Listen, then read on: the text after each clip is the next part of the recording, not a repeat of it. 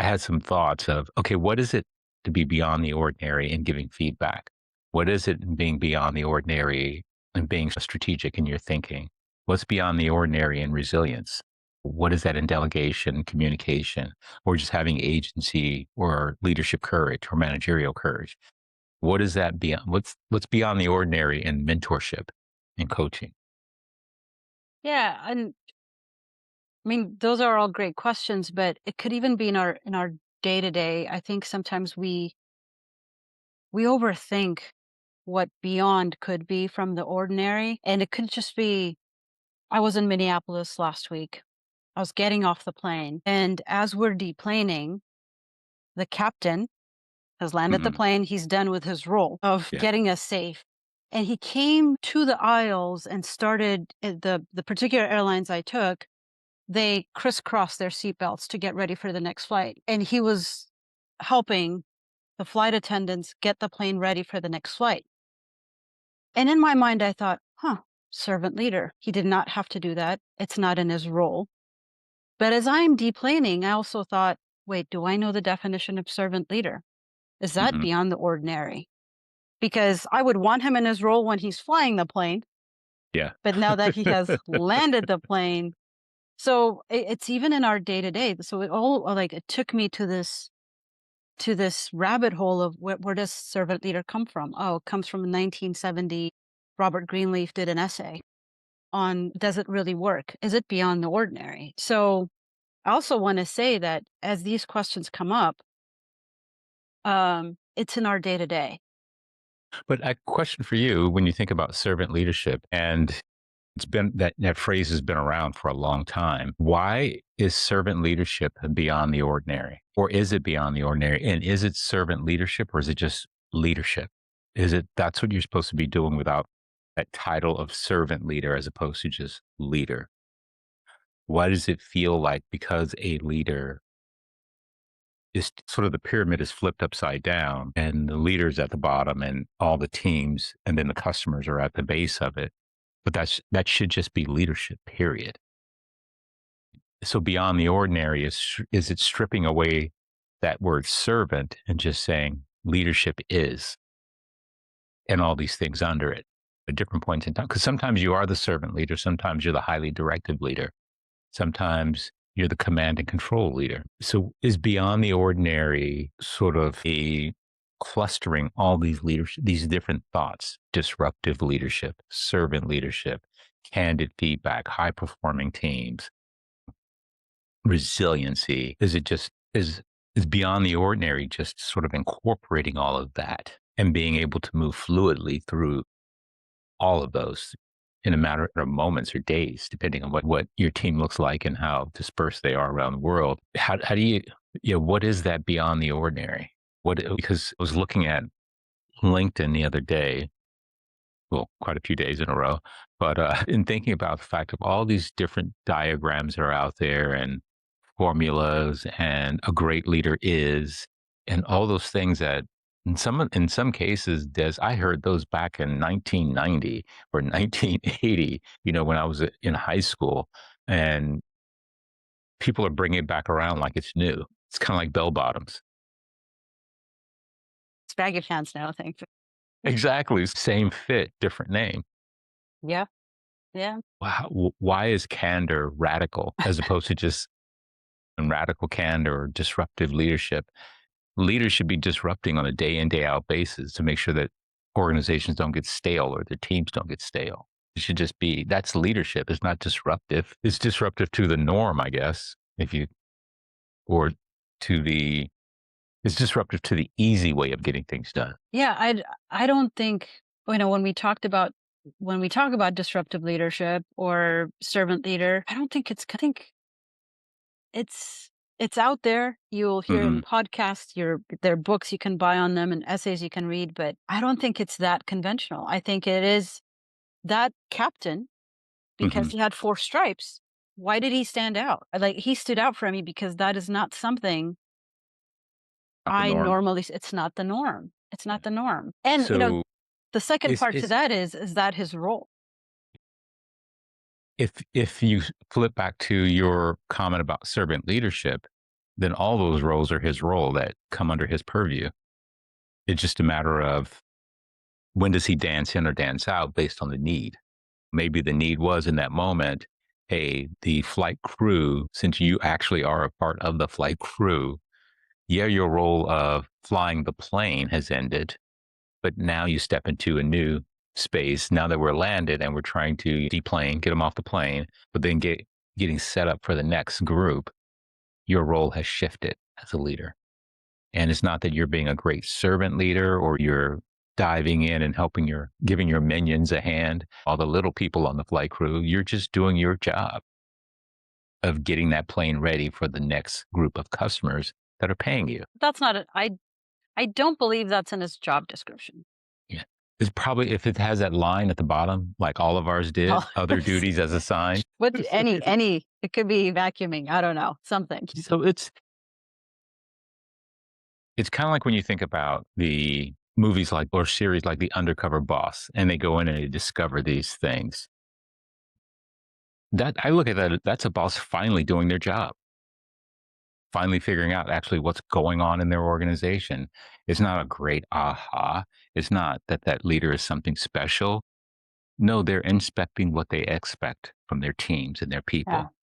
It's just not normal when we think about it from a leadership standpoint that a boss would head down to the proverbial mail room and check out and see how mail is being sorted or packages are being delivered. Is that part of their job description? Yes, because it says they're responsible for running the organization. yeah. That organization includes everything from the janitorial crew on up.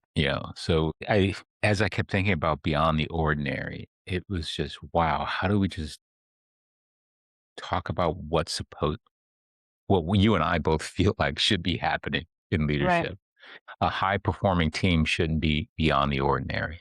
If you're paying people to be on a team, they should be performing at their best. Think about a sports team. Do you go, yeah, we got some, we only want two superstars. No, they would love to have five on the court and a bench of superstars where they can just go deep or what can complement the top. Same thing in an organization.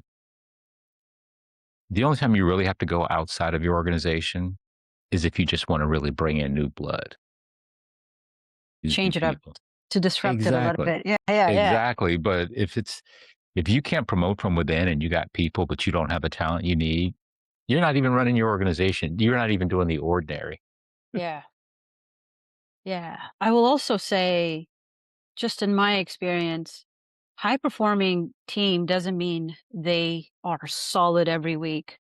There's something about consistency that sets them Mhm. apart and recovery from when a mistake happens. Yes. This is I really have not it's I was just thinking about the teams that I've been on or the teams that I've led and just being a young leader just growing up in the business and realizing that how hard I was on myself and how important it was to learn from it and move on. That recovery time is important to just really address it. And Yeah. then it's not just a week. It's you have first quarter, second quarter, you have a full year and what you can accomplish in those 50 weeks of work, if we Yeah. take out vacation and holidays, means more than, what you can do in a week, and I think, like, part of that is being that servant leader, going in and figuring out people's needs and being being a servant to their performance first.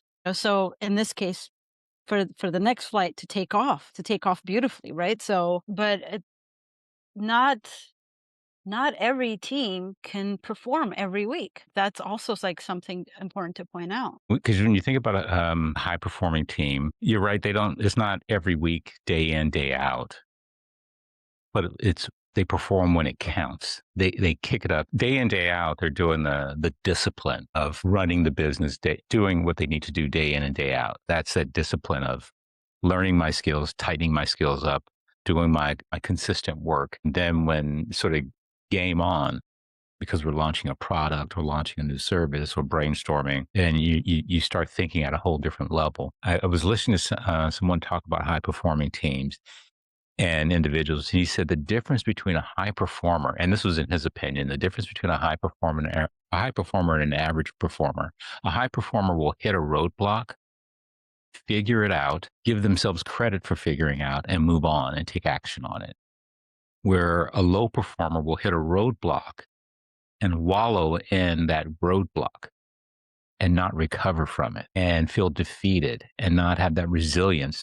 Okay, how do I either climb around it, go around it, climb over it, or go through it?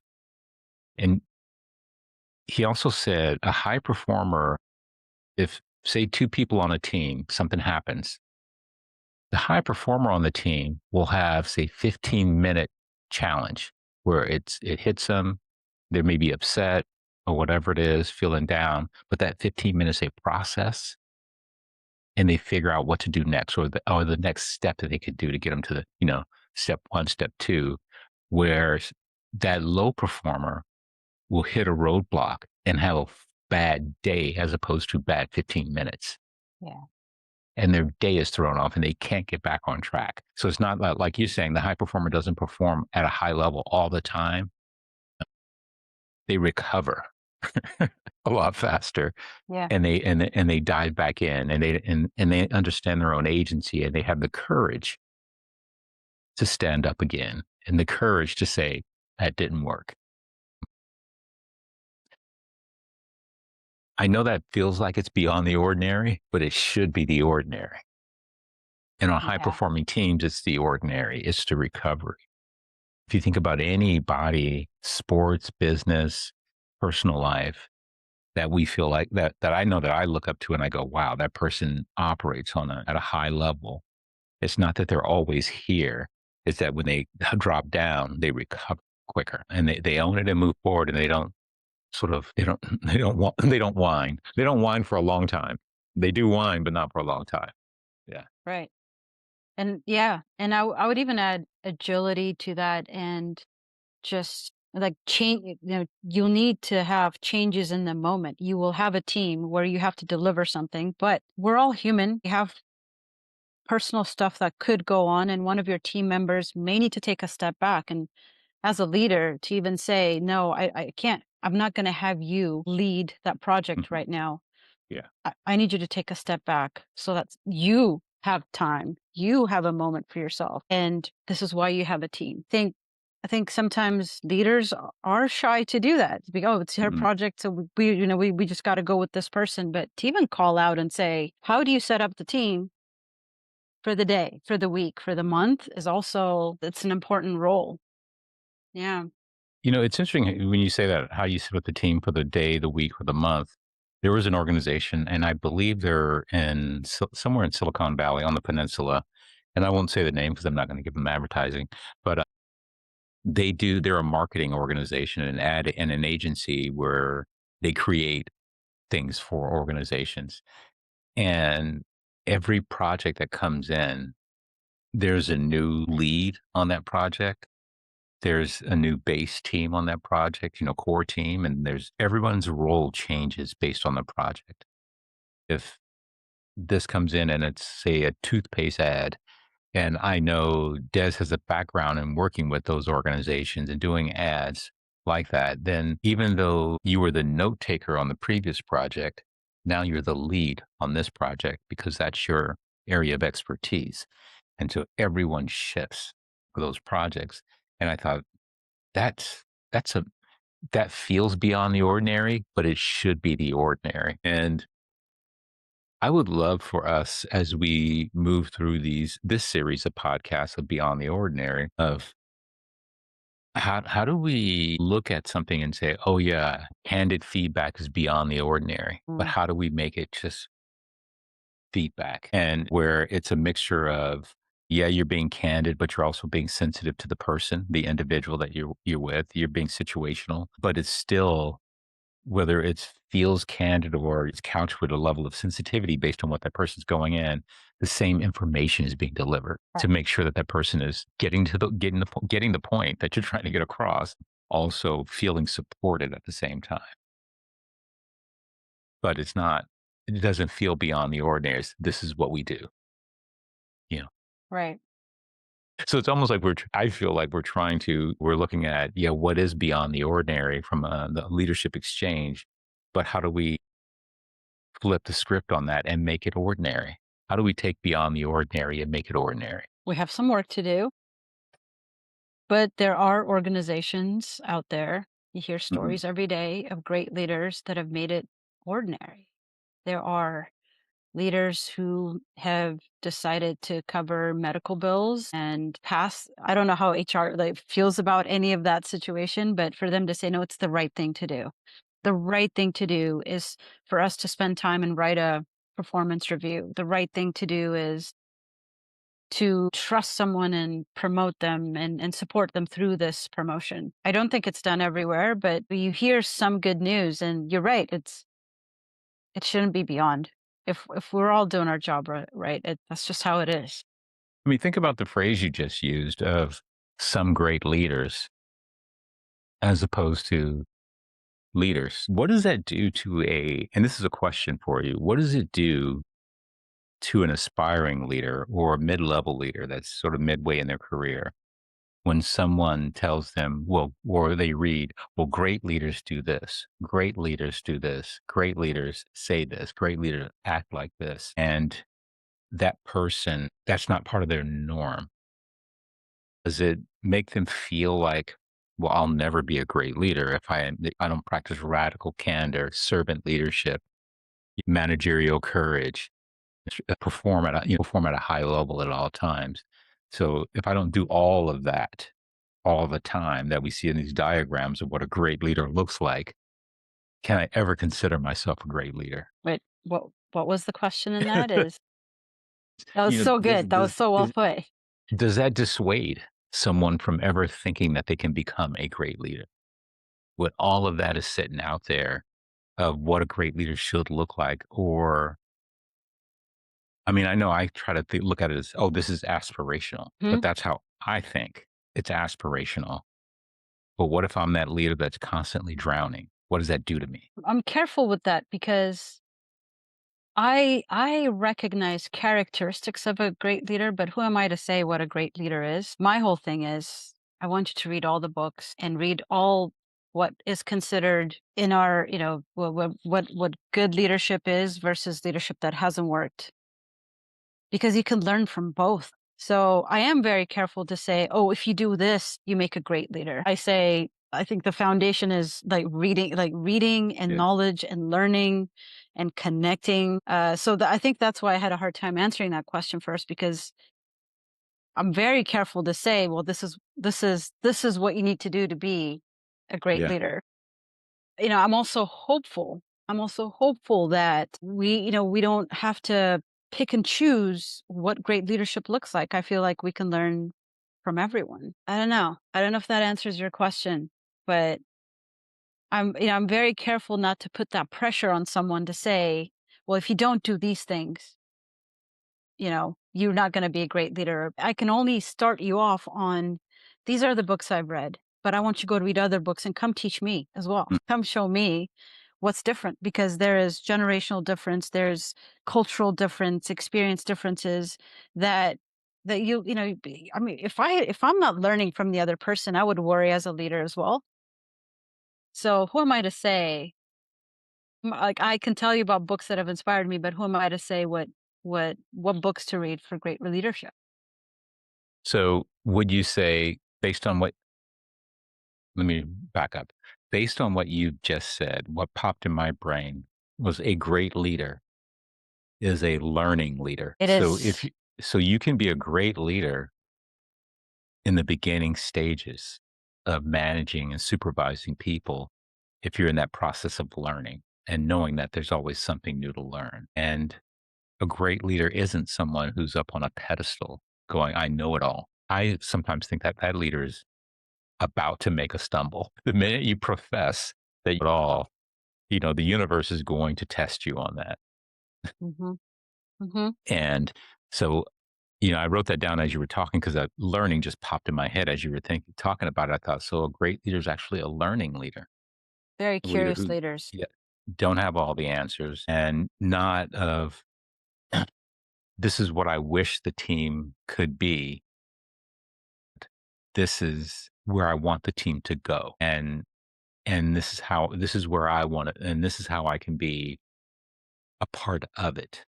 I can Mhm. contribute my feedback, my ability to give straightforward feedback, my ability to look strategically at a situation, or my ability to constantly learn about how to exhibit courage. So it's not that I'm stepping in with leadership courage off the top and I'm just this create courageous leader. It's like, no, I'm learning and building my level of courage as a leader by Right. asking, by giving feedback, by, like you said, learning from the people that are working with me.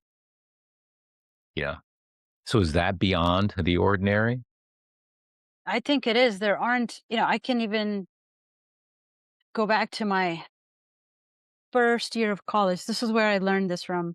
My first year of college, the first class I take is psychology, and Professor Vera Dunwoody changed my life in psychology.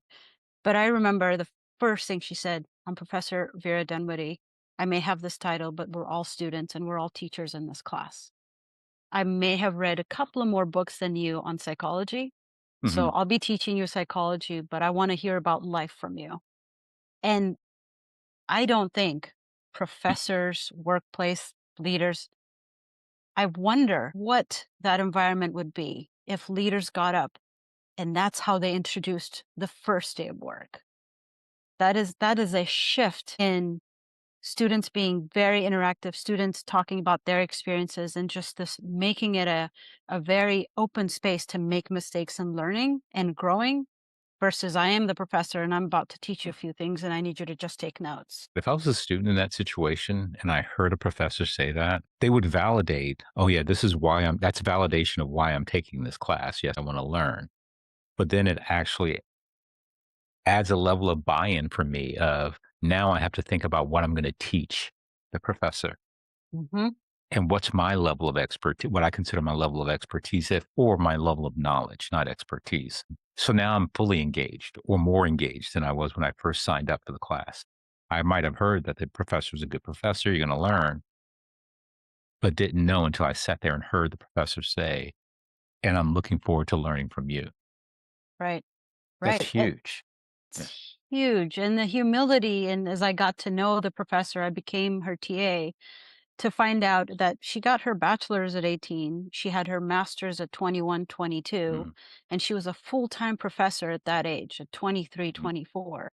So for a professor, and then just learning the background Yeah. of, and then to see her day to day, she read a book every 3 days. Every 3 days, this professor had a new book. She's a certified mechanic outside of work. So, and then when you see this person get up and say, and not all the students even knew this, and for this person to get up and say, "You are my teacher as well," I Mhm. just had a different level of respect for the professor. And I felt like I could come in and say, "Hey, can we look at this differently?" Or it was okay for her to make a mistake, and it was okay for me to voice my opinion.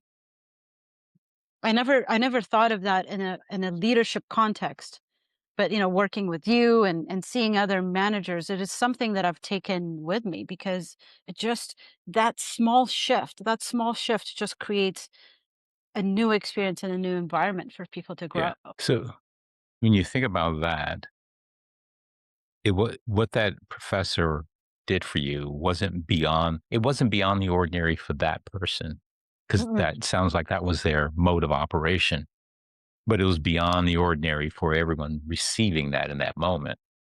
So it's real so the beyond the ordinary is part of it, I shouldn't say it is, shifting how we see leaders that are above us, and not that this is an exceptional leader or this is a great leader.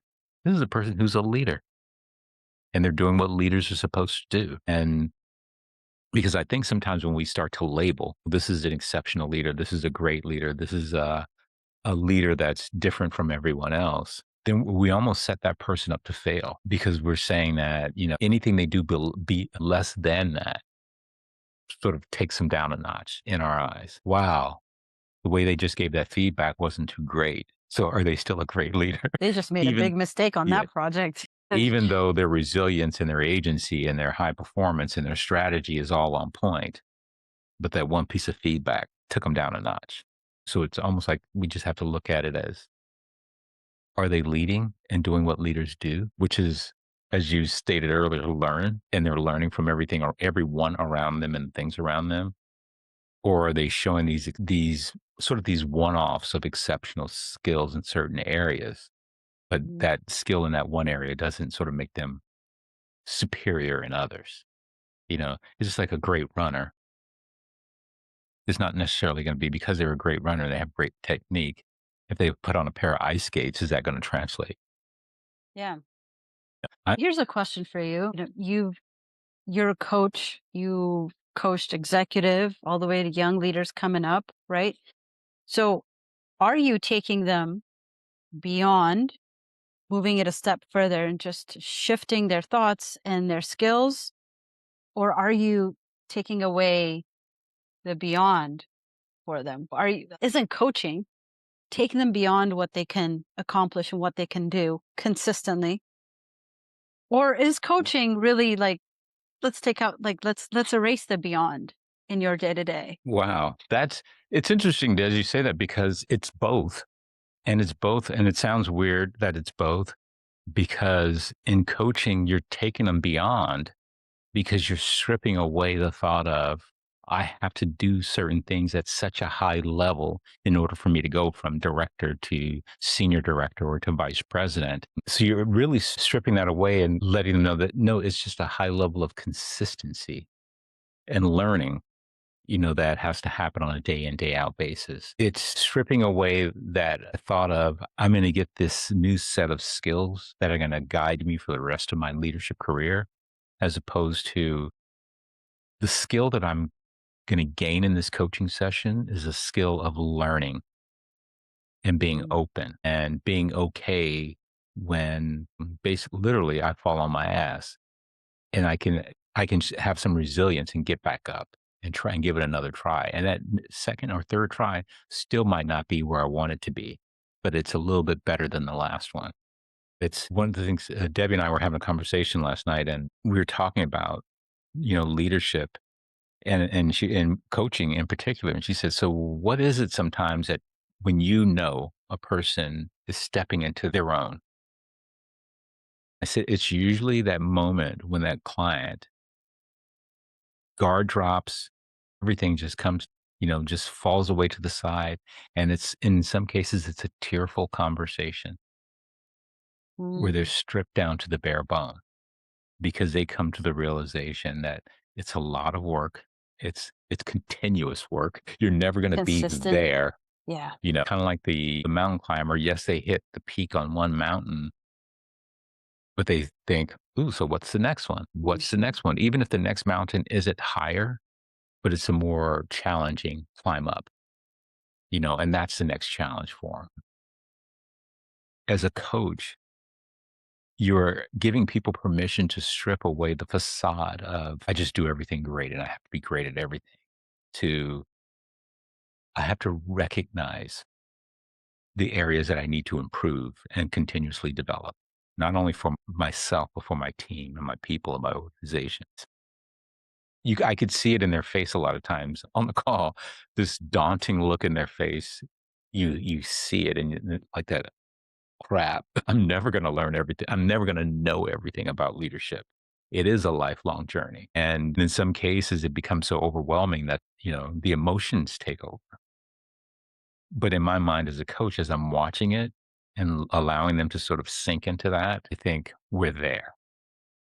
We're there. Some people call it humility, but I don't really subscribe to that word. But it's that feeling of, I got a lot to learn.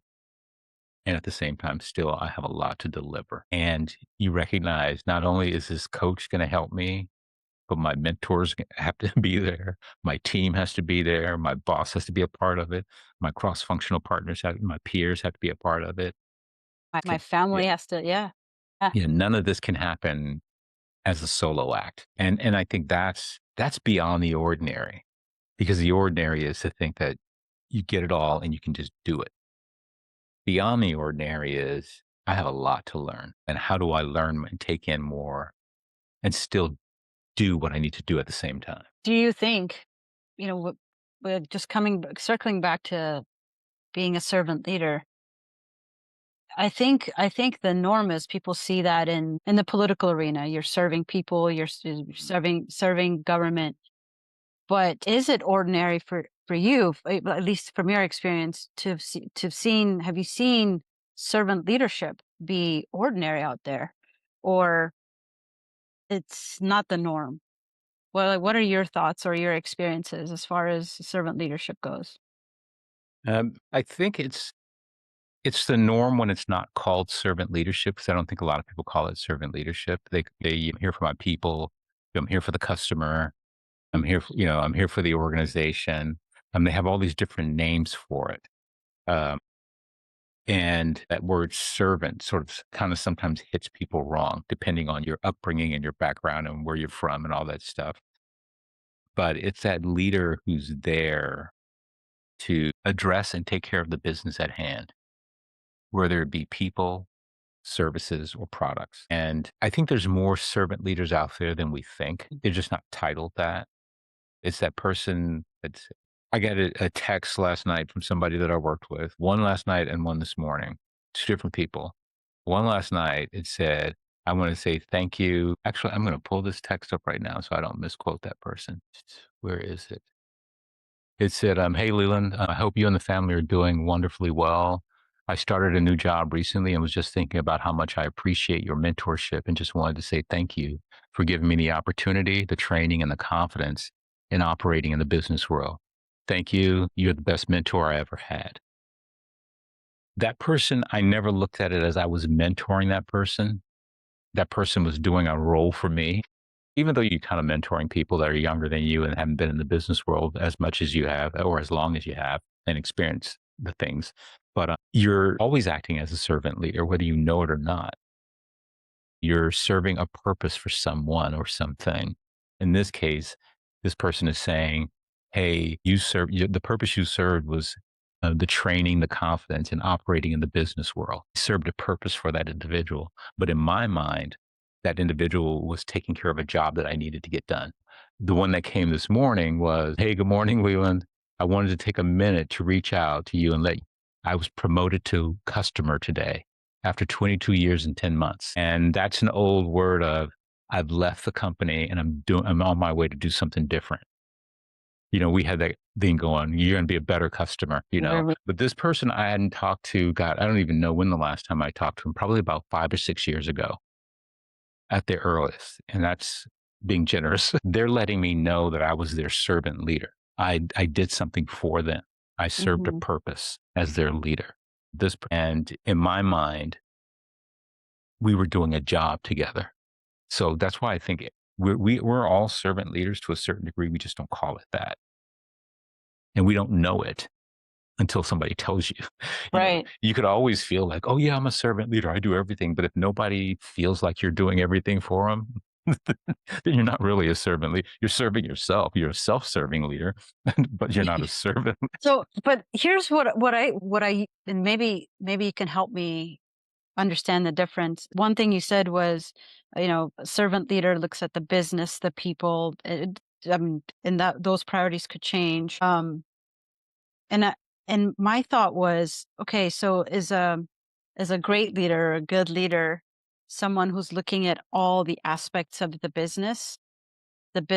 people, the operations, and or is that type of leadership where they're taking care of the people and trusting that when they take care of the people, the business and the operations will be taken care of. Yes. I mean, because if you look at the pyramid and it's upside down and the servant leaders at the bottom, now at the tip at the bottom, that first layer of customer is that they're direct reports. So Mhm. if they're taking care of that layer, then that layer has the ability to take care of the next layer, your indirect reports, maybe the mid-level leaders. And then those mid-level leaders, if they're taking care of the front line leaders or individuals who are actually touching the customer, touching the product, selling the service, whatever that looks like. And that customer base is the servant leader. I mean, that the base that's touching the customer is a servant leadership piece or individuals, because they're leading the sales. They're working directly with the customer. They're leading in their lane. basically, and taking care of whatever it is, the product, the service, or the customer. So it's all those layers are servant leaders for different Mhm. reasons that ultimate leader does have to take care of. Everyone sort of up in that reverse pyramid, that upside down pyramid, they need to take care of everybody at all those different levels or ensure that they're being taken care of in order for that base, which is the customer, the end customer, feels taken care of. Every rung on that inverted ladder has to do their job in service of the next rung up in order for Right. that final customer to feel like I got what I needed. But that's I mean, that's a perfect world because it doesn't go that way all the time. You will you will have leaders you need to fire, you'll have leaders that are not leading or performing. So I guess my next question is how is it how do you do people first and still stay connected to the operations, to the management piece That of is the people business? first. I mean, you just said it though, Des. Sometimes people have to get, let go or fired or however you want to talk, or transferred or retrained. That's still being that servant leader. When we've worked together, had to, let people go. That was what was called for in that moment. I was serving that person based on how they served the organization. Yeah. And what we thought they had the ability to do or what they did in the beginning, they no longer have the ability to do or don't do it anymore. So decisions had to be made. I could serve that person by letting them flounder and affect the rest of the team, or I could serve that person by assisting them in moving on. And because maybe they are a better customer as opposed to a service to the customer in this organization. Maybe I need to assist them and let's figure out what industry, what business best suits you. So, and me being that servant leader or just that leader So and having that conversation with that person saying, hey, let's look at where your skills are going to have more of an impact, where you're going to be feel, I can't say happy because I'm not there to make people happy, but have a better sense of satisfaction in the work that you do. So then you can be happy and feel inspired and be motivated. So it's all those things, whether they feel good or not in the moment, are part of being that good leader. yeah. Recognizing that, hey, I made a misstep in bringing this person on board, or I brought them on board and it was the right thing in that moment. But the way the organization or demands have shifted, they're no longer the right person for this role. And you step back, zoom out, and go, is there somewhere else in the organization if we're big enough as an organization to move people laterally or in different roles?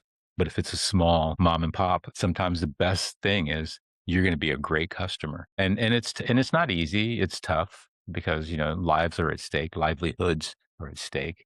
Everybody who's connected to that person's paycheck is at stake at that point in time. But can you be that leader that assists that person in moving forward? And what you also have to think about too is what allowed that person to get there? Was it your inattentiveness as a leader that allowed that person to make the series of mistakes that gets you to that point of, hey, this might not be the right organization? And owning it, a good leader will own what was my part in this person not being successful? Because at some point during the interview process or hiring or transferring, I thought that they were going to be successful. I thought that they were the right person for this role. I thought we were going to have a good match, and it's not. So I have to do my part too, as a good leader of owning that. Oh, this is another learning for me. Yeah, that's a skill. It's interesting. I've worked in IT where I have to lock the computer at the time a person's let go, and I'm in the other room. And I have leaders that I didn't work directly with, but respected in the organization because at the end of the letting go, they actually get a hug. And Mm, now, and the person thanks them for being honest. And maybe I've watched too many movies about how people get fired, but even it's interesting you say that even that is leadership, even though they're not yeah. going to be in your organization, how you treat them as a person, how you just honestly give them the feedback. The other part is it is no surprise when, if you've done your job right, it is no Mm-mm. surprise when they go in that room, what's about to happen. If you've done your job Exactly. right, all of that, that consistent leadership at that end of the day, I've seen those leaders get hugs. Yeah. I'll tell you a story, and this is goes way back when I was in loss prevention. And you go through the School of Interview and Interrogation, Wicklander and Zulawski School of Interviewing and Interrogation. And after that, before you can do interviews or interrogations on your own, you are partnered and you're basically mentored by a senior interrogator. My boss, she was a senior interrogator. I mean, she amazing. I watched her in an interrogation just sit in and just go question after question, get the person to confess, admit, write out their statement, all that. And the person at the end of it said, "Can I have a hug? Can I give you a hug? Because I want to say thank you for letting me get this out of my system and all this stuff." I know it was, and I thought, and I'm sitting there thinking to myself, how do you get someone that you just interrogated and got them to confess to theft in an organization and write out a statement, and they still want to give you a hug and say thank you? Mm, I thought that's a leadership skill. That's the person who did their job, didn't make that first person feel little and small about what happened, stepped into the role of leadership and said, "You made a mistake. I'm here to call out that mistake and to get you to own it so you can get on with your life." It's not gonna be easy. You might end up, being going to jail or getting fired or having to pay restitution. All those right. different things can take place. But that person, whatever it was about them as a leader, and I worked with her and I know what it is, she's just an incredible leader. And whether it was a tough conversation or an encouraging conversation, whatever it is, you knew you were gonna learn something about who you are as an individual, Yeah. you But know? what was it? What was it? So say we drop the word servant because you said people do it. We just Mhm, don't call it that way for various reasons. So they're a people first leader, I would mhm, say. So what are some of the characteristics for you that that type of leadership? What was it about her? What are the 4 or 5 things about her besides learning from her? So the mhm. curiosity, the learning is one. What are some ways that you could be this type? There are many types of leadership, and you can incorporate all of them. What is it about a leader that makes them people first in their actions? What are some of the characteristics you'd say? They give you space to learn. They give you space to make a mistake without feeling like that's the end of the world for you. They push you to own what you've said, did, or didn't do without judgment. There's a high level of empathy that's there, and not empathy to say, "I feel bad for you. Let me pat you on the back or let me give you a hug," but empathy for you not to feel shamed. Mm, You don't feel embarrassed. You don't feel, or if you do feel embarrassed, it's not at the cost of your sense of self. It's of, yeah, I'm embarrassed at what I did and why I did it, but I still know deep down inside I can be better and I can do better. It's that leader that allows you to feel like, hey, I didn't quite get it right now, but I know this is an environment where I will get it right eventually. And it's that leader that gives the idea of, if you realize that this is not truly the place you want to be, it's okay.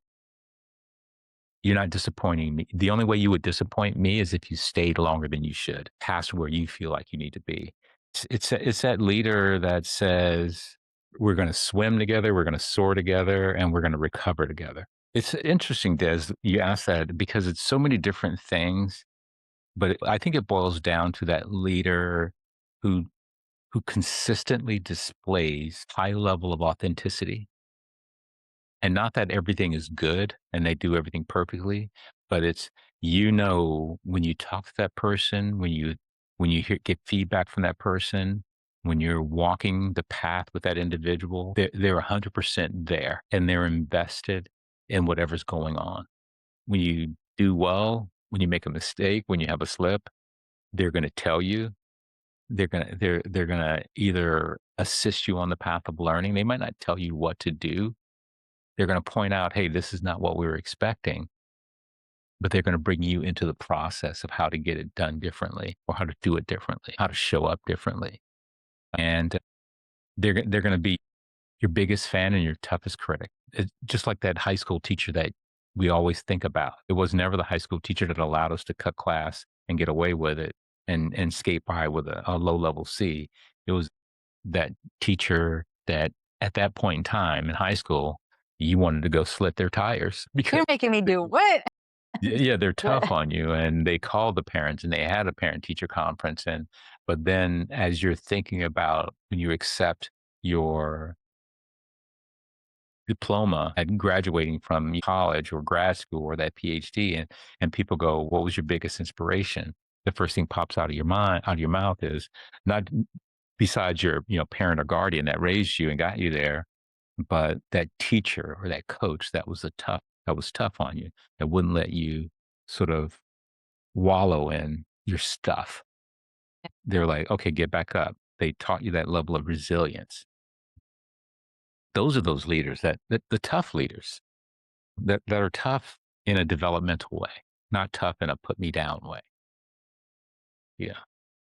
And They're it's there so to many support different you. things. Yeah, Yeah. yeah. And They're there to spot you. and it could be that leader might be their only strength was strategy. Everything else, it was a developmental for 'em. Candor was developmental for them. Feedback is development for them. Resilience, but strategically, they were the best. They could look at something and map it out 10 years from now of what it should look like, and that's what you learned from them. You didn't learn anything else from them, but you learned strategy, and you can't say that that's not a high-performing leader. They perform high in one area, and the other areas are just so. That's not their lane, but doesn't take away from them being a strong leader and a good leader.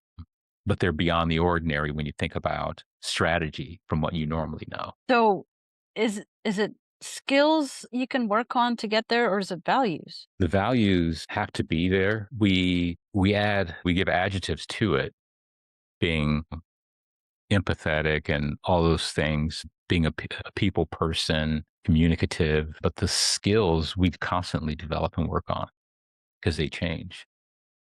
The skill of a writer, yeah, if you're writing a dissertation, yeah, and you have that skill, but you still don't have the same skill that it takes to write a 240 character block or a piece. That's a learning because now you have to learn how to distill it down to very succinct thing. But that person who's very skilled at writing that 240 character piece might not have the skill to write a dissertation. So even though they're both great at what they do, but if you had to switch them out, it's a learning now for both of them. I can see that.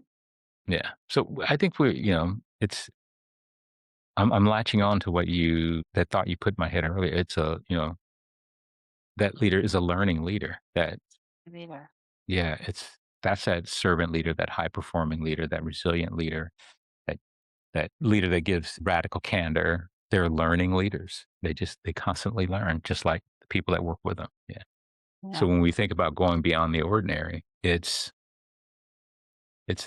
how much more can I learn? And how much more and how do I and how do have I learned to share it in the way people need to receive it? I think I'm also trying to find when you said loss prevention, I I thought about the loss prevention manager that I've worked with, and I it was my store, and I remember feeling very just betrayed and agitated, and just like I can't believe this happened. I can't believe this person did this to me. And the loss prevention, and they had to call campus police, and a lot of people were involved.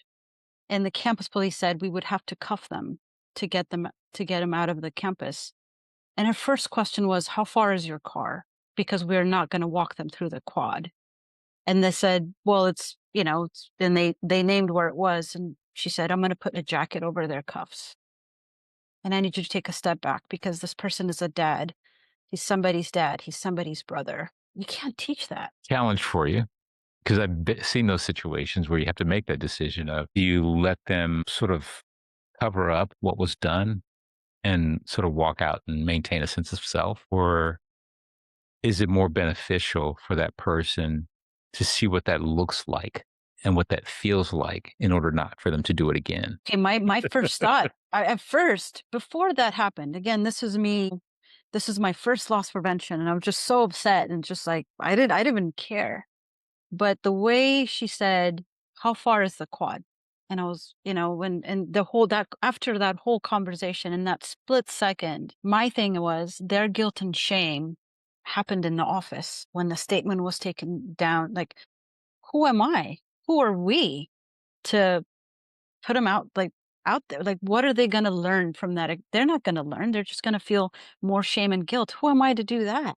And who am I to say that I'm this perfect person to allow that person to be shamed? They went through it in the office with the statement, with the interrogation, with the confession. But you're making the assumption that they went through it. But even if they didn't, who am I to just say, "Oh, they just," something But about if that you're the was servant leader, humanity. though, Des, if you're the servant leader, what's the benefit to the masses that are out there that are thinking about doing what that person did? I would how would I know that displaying this person out in the quad is gonna teach people not to theft is gonna happen. It's retail for one. But if I'm that person that's on the edge of thinking next week, I'm just going to take 2 books out of the bookstore. But then today, I see someone walking out in handcuffs because they made that same decision just a week before me. Now I have something to think about because I've just been taught a lesson that we do have a loss prevention department and we do have a leader, a manager that's paying attention to what's going on, that's working with loss prevention. So maybe now I need to rethink what I thought I was going to do and maybe see if that manager can help me out based on the reasons, whatever the reasons why thought I was going to take 2 books. So you've just taught this lesson to rethink what I might would do because if you th- if you think about the biggest deterrent is knowing that there's a possibility that I can get caught. There are people that will catch me, and they will hold me accountable. So, do I want that possibility at this point in time? But if I've never seen anyone get caught, if I've never seen anyone have to get walked out based on what the policy and procedure said in our handbook, then is it just something that they had to write there, and the leaders are not watching me, loss prevention is not watching me and paying attention, or is it real? Them sort of going on a, I guess you call it a perp walk, is real. Now it's real. It can happen. And I need to think twice. And now I'm also armed with when a new hire comes on board in our organization, I can honestly tell them if you take something or you do something that's not in the best interest of the organization, they will find out. And there's a possibility you might walk out in handcuffs. So now I'm an ambassador for you also, for the new people that are coming in. Did I do my job as a leader by not having that person walked through the quad Ah, and hide it? I mean, it's a tough one because it's in the moment that you have to it make that decision. Because I've had to make that decision in the moment where my boss, where I've said, "Hey, let's just cite and release this person after I've done an interrogation," and her call was, "No, we need to make an example. Have the authorities walk them out." walk them out of the store, but to walk them through the crowd, through the quad where all everybody was sitting. Mm, I remember in that moment thinking, we're quick to shame in a crowd. And that scares me, like somebody, not even like a student, it happens in social media. Somebody that we look up to, they do something wrong, they're just mhm, blasted. But they're human. They just made a mistake. And mhm. who are we to say, well, well, you're just a horrible, that's just terrible. Um, I think there's a part of me where I didn't want that for them. I definitely, of course, as a manager, I want to show that we have a loss prevention department. We have cameras. We have caught this person, but it wasn't even the fact that they were arrested and getting walked out of the store. It was how far were they going to be Mhm. shamed as they walked to the car? And you're making the assumption, though, that you know their level of shame. Yeah. Yeah. And you're making the assumption that what just happened is their lesson and they've got it. And because you also have to I'll give you another layer. And I know this is going deeper than what we Yeah. thought, Yeah. but the other layer is what if that person, when they did that, thought, yeah, it's not going to be any biggie because the last time it happened, They didn't walk that person out. They weren't in handcuffs. They just got let go. I can always get me another job. So they're operating under that assumption. And then you validate it by not having them walk out, not being shamed. So nobody knows what happened to them. And they just go, and then they go get another job and I got away with it again. Everything that happened, like I said, would happen, as opposed to I miscalculated that one. They ended up walking me through the entire quad. And I'm never going to let that happen to me again. That was a lesson that I didn't expect to learn, that I wasn't just going to be able to get it taken care of in the office, that this mishap is going to be exposed on a broader level. So that person's learning, and everybody that's watching that is learning. And you're sending signals out as a leader, no matter what it is, whether you're addressing sort of a theft issue or policy issue, a procedure issue, performance issue. The more under the guise of, yeah, we want to let this person keep it to themselves, sometimes you expose yourself to more because people don't see you as a leader taking action on things that have happened that you've said are a violation of policy, not part of process or policy and procedure, or not the standard of communication that we want, or whatever it is. So it's that learning too, because in some situations that might be the right thing to do. But in other situations, it might be because it's so rampant and this is our sixth person that we've allowed to walk out under the guise of they're just leaving, as opposed to, no, people need to know that 6 people have been let go for theft of books, whatever that is. So it's situational too at the same Yeah. time. Again, it goes back to it's all a learning. It's never a cut and dry as a leader. If it's all a learning, is there ever such thing as a great leader? Because a great leader, you're saying, is doing it all, how we think today, as opposed to a great leader is a learning leader that's making some blunders. The team Yeah. is making some blunders. They're having that game, you think about a championship team. A lot of times sometimes you see them, they're on a roll, they're on a roll, they're on a roll. And then all of a sudden there's this blowout game and another team wipes the floor with them. And that game was probably the best thing that could have ever happened to that high performing team. That's a championship team, because they realized, Recess. yeah, it's kind of like when the US played, what was the African team in the Olympics? What nation were they from? Sudan, the Sudanese team. And they only won in the exhibition game prior to the Olympics. The US only won it by 1 point because they walked into that game thinking this Sudanese team, they don't even have an indoor court that they practice on. They're playing with borrowed shoes and borrowed uniforms. And the best thing that ever happened to the USA team in that exhibition game prior to the official games was they struggled. They struggled. And I think LeBron James hit the last shot that took them a point above. They won by 1. Even though they were considered this great team, they needed that almost loss to bring them back to that reality of we have to always work at being better and learning at being better. And every team is a new learning.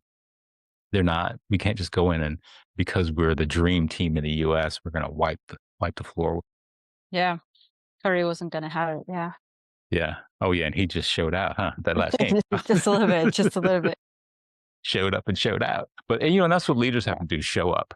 Show up and show out and know you're going to make some mistakes. Know your team's going to make mistakes, but it's a learning. And what's beyond the ordinary is learning that there's always something to learn. Yeah. And that's why we're going to be here to teach There you go. and to share And learn. and We learn. gotta and learn. Exactly. And learn. Right. Yeah. That's right. Yeah. That's good. Yeah.